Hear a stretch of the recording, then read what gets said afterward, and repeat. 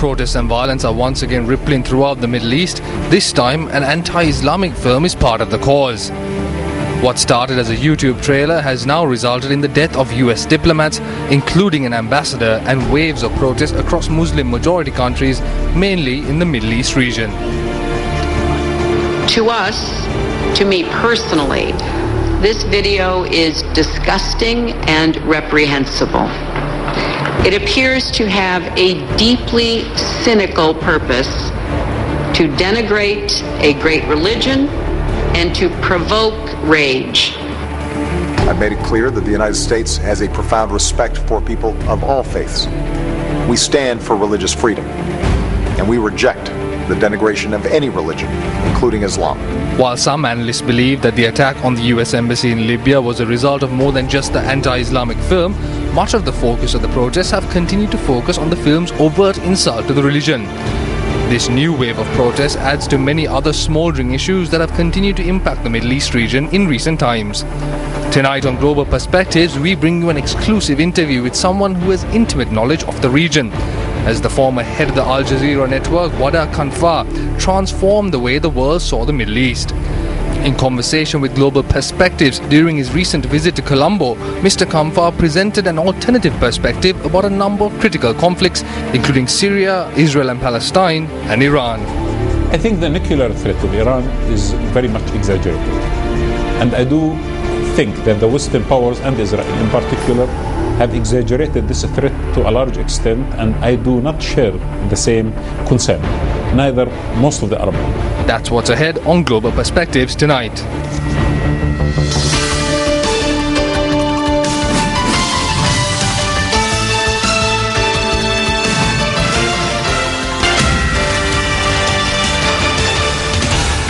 Good evening and thank you for joining us for another episode of Global Perspectives. Tonight we have a special show for you as we bring you an exclusive interview with the former top executive of the Al Jazeera network, Mr. Wada Kanfar. Last year, as Mr. Kanfar resigned from the network after 8 years, he was named one of the top global thinkers by Foreign Policy magazine for transforming Al Jazeera into the most influential media source in the Middle East. During a brief visit to Sri Lanka, Mr. Kanfar sat down with Global Perspectives for an in-depth discussion on a number of issues in the Middle East.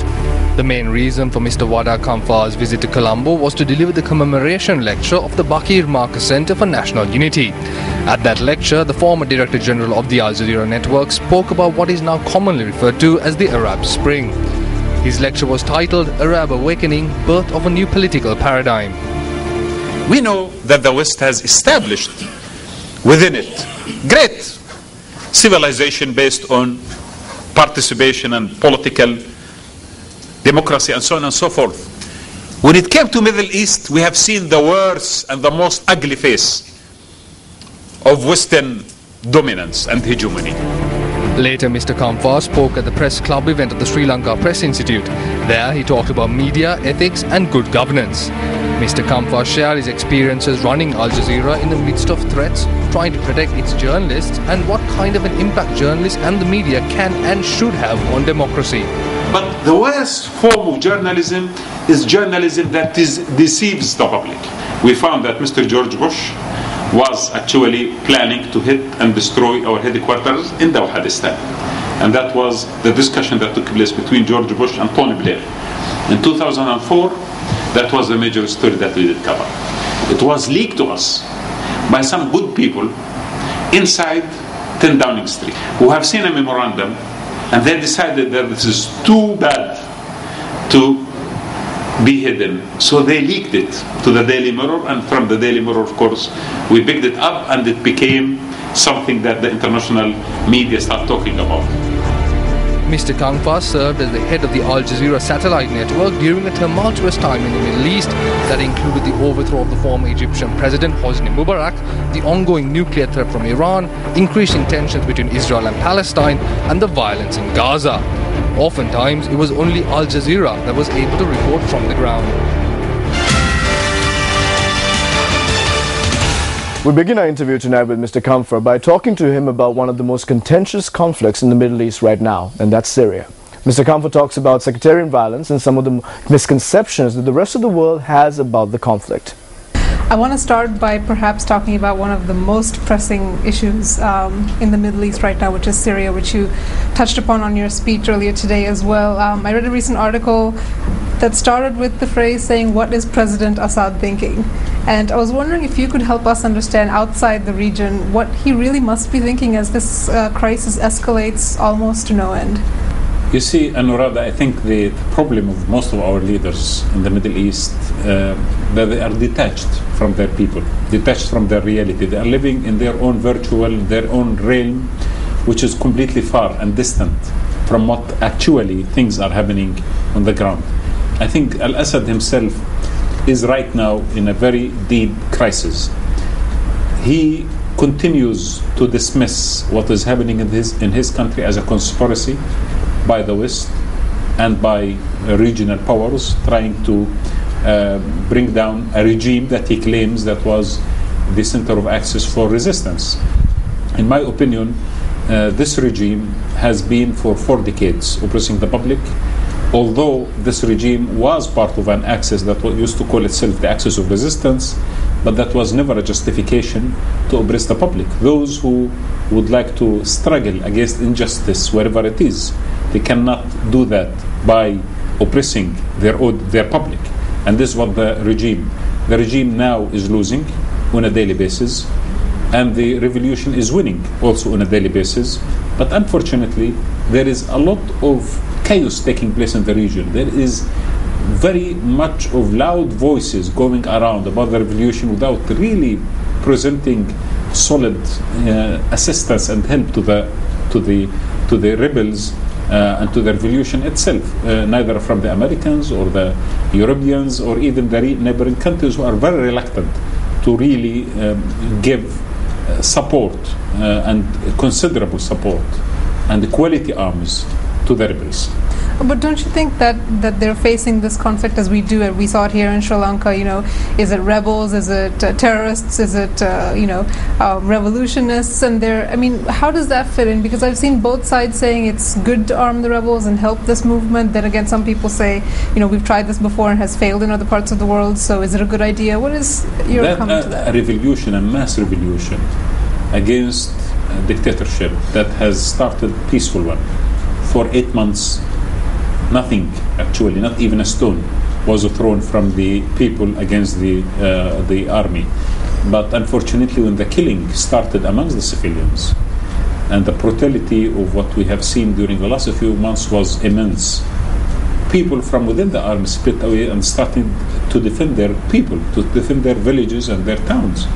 And I do think that what we see right now in Syria is not like what you have seen here in Sri Lanka, what we have seen in many other countries in the world. What we see right now is mass revolution where almost everyone is involved in. And I think the more we are allowing this regime to continue killing the people, the more that we are fragmenting this region and creating scenarios that might have severe consequences not only in Syria, but also in the future of the region altogether. In your talk, you also mentioned how the media, we tend to, not include historical context. We have very short-term memory and so forth. Can you tell us one major misconception that people outside the region have about Syria and what's happening there? I think a lot of people, while I'm traveling, are concerned about the issue of sectarianism in Syria, as if what we see right now is a revolution from the Sunni Muslim majority against the Alawi Muslim minority. It is not really true. I think the revolution started as a public movement across the spectrum against a dictatorship. And this dictatorship, it is true that they are depending on the Alawite minority, but the Alawite minority itself was oppressed by it. So this revolution is wise. And this revolution is depending on a collective knowledge of the society towards its identity and the fact that Syria is a mosaic of cultures and religions. So I would not at all, recommend this kind of analysis that it is a sectarian issue. Also, beside that, what's happening in Syria is not a result of foreign intervention, that the capitals of the West are plotting against the regime of Bashar Assad. I don't think so. I think the capitals of the West are even worried about the collapse of the regime and what could happen in this case. So I think what's happening continues to be an organic, natural, planned that went from within the Syrian soil, and I hope that it will soon accomplish its target without further bloodshed in this country.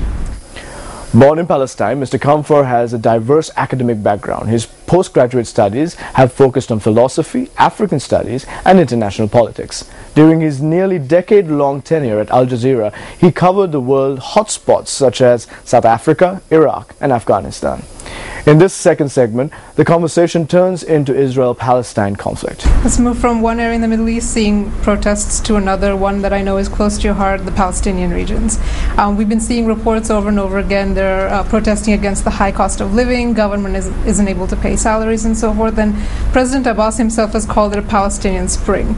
Do you see it in that way? I mean, are we going to see the same type of things coming from Palestine as we did a year or so ago? Now, of course, we have something in Palestine which might be different from the case of Syria and the case of Egypt and Tunisia, which is the occupation. So although this Palestinian National Authority claims certain kind of presence in certain territories, but every one of us knows that the utmost control over the land is in the hand of the Israelis. The security is in the hand of the Israelis. The borders are in the hand of the Israelis.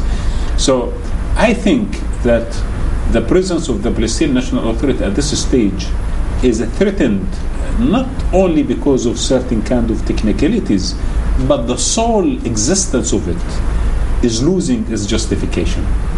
This entity has existed in order to achieve certain kind of demands for the Palestinians, and I think at this stage, with the deadlock about the two-state solution and the negotiations and the collapse of this whole theory, which I feel is not going to achieve its target in the near future, the Palestinian National Authority existence is threatened, and maybe people start to question whether we should continue to have Palestinian National Authority without powers and without control on any territory and without proper really service to the public. What is the use of having an entity like that?